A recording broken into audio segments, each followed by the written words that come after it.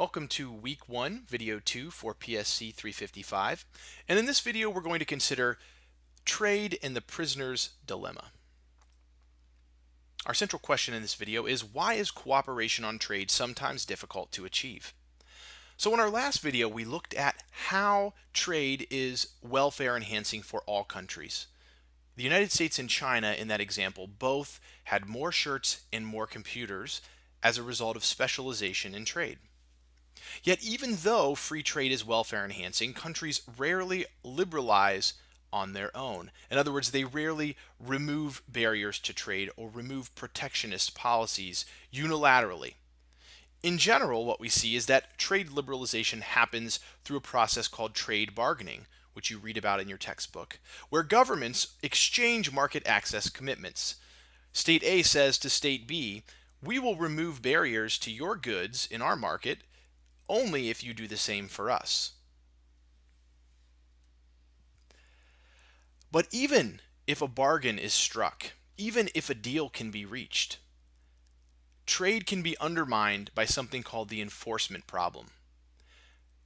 Without a central authority to enforce international agreements, states can never be entirely certain that the other side is going to stick to that agreement.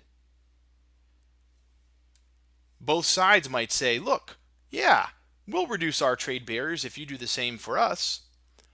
But the concern in both parties' minds is going to be whether or not the other side really intends to remove those barriers, or whether they might keep some protections in place in an effort to gain a competitive advantage.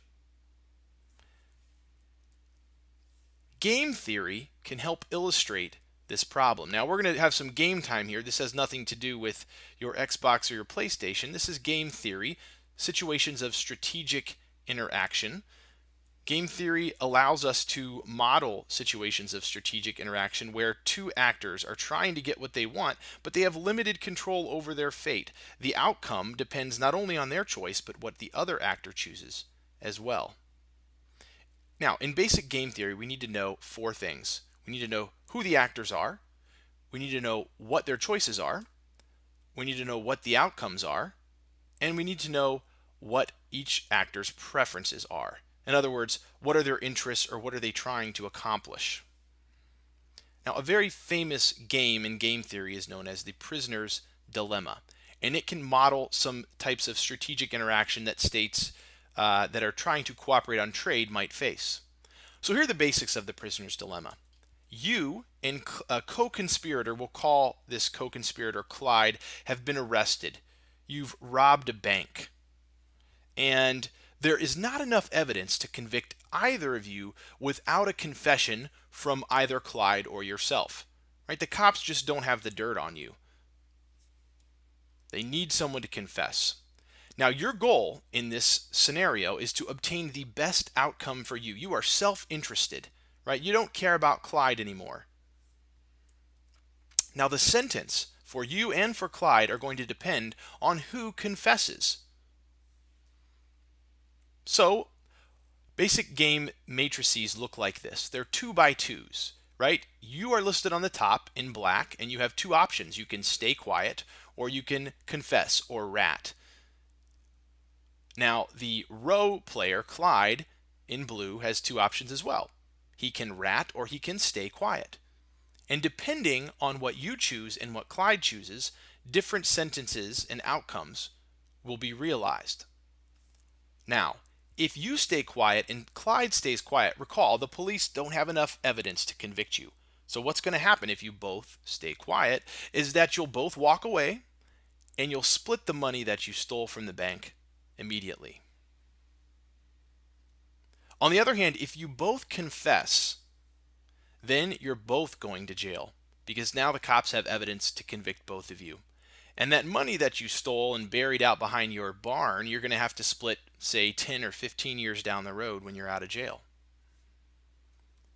On the other hand, if you rat and Clyde stays quiet, well, in that case, Clyde is going to take the rap for you, and he's going to jail. Meanwhile, you get to go free, and you keep all of the money that you stole.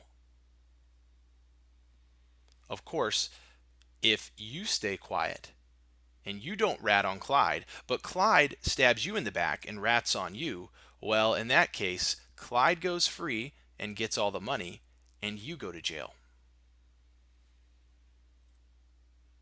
So in this scenario, what would you do? Should you stay quiet or should you rat? Now remember, you can't control what Clyde does. You've got to anticipate what Clyde is going to do and choose your strategy accordingly.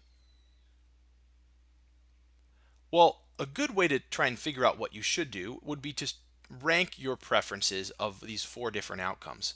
So take a moment and look at this and think to yourself, what is the best outcome available for me of these 4 different outcomes?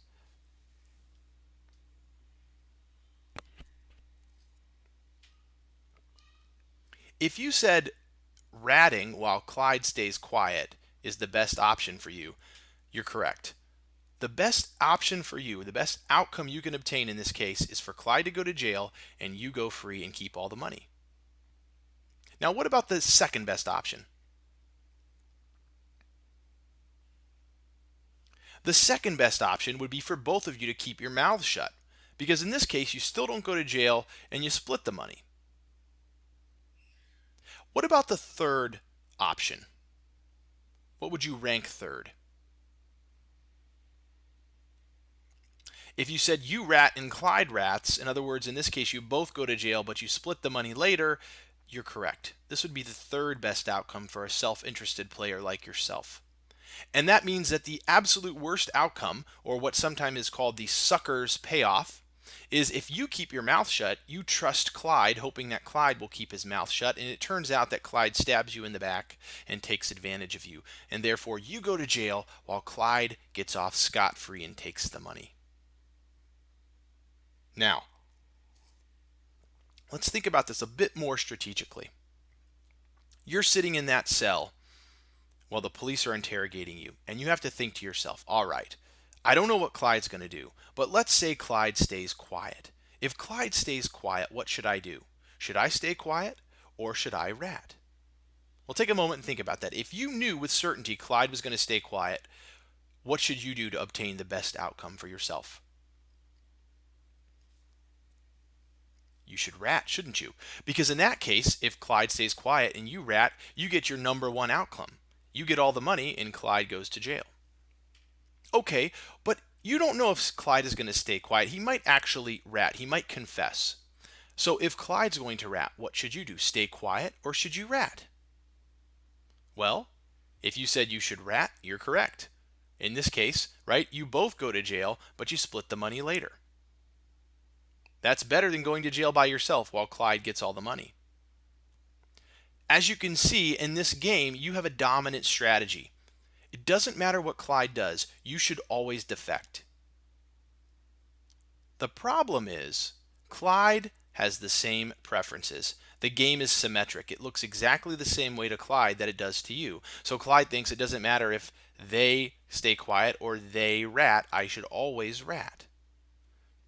In other words, the most likely outcome, if both players are rational and self-interested, is in the bottom right-hand corner, as you recall, your third best option. Not first, not second, but third. You're both going to end up going to jail and you're going to split the money later. This is called a Nash equilibrium. You read about this in the text.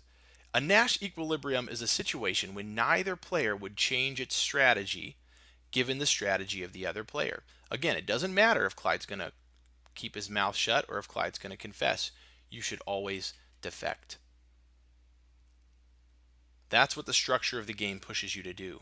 Now, yes, it would have been better for both of you to stay quiet. In that case, you don't go to jail and you both split the money. But the structure of this game is going to push you towards defecting. It doesn't matter what Clyde does. You're always better off defecting. That's the problem. And you're both afraid of that sucker's payoff. You're both afraid that the other will take advantage of you, that you'll keep your mouth shut, and that the other will rat on you. Now, what does this have to do with trade policy choices or trade cooperation? Well, cooperation is difficult, even if it's welfare enhancing, due to mistrust.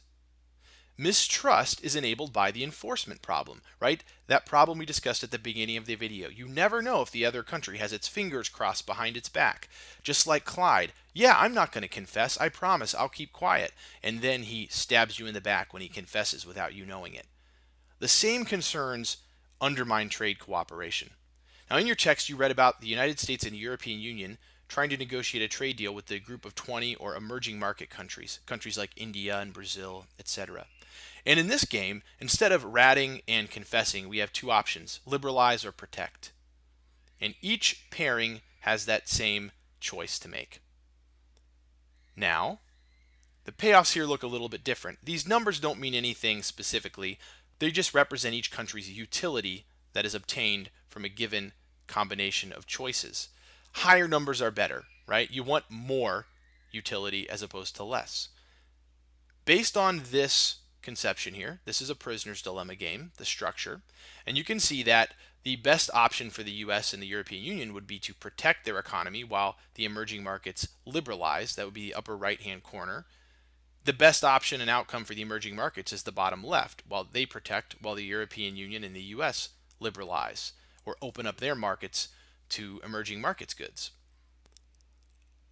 But the most likely outcome, as we know in this scenario, if it's a prisoner's dilemma game, is for both sides to defect. They're both going to be more likely to protect their economies because they can't trust one another to liberalize. There's that concern that, look, if the European Union and the US, if we open our markets to goods from these group of 20 countries and they don't open their markets up to our goods, we're going to end up with the sucker's payoff. We're going to end up worse off than we would be had we just protected in the first place.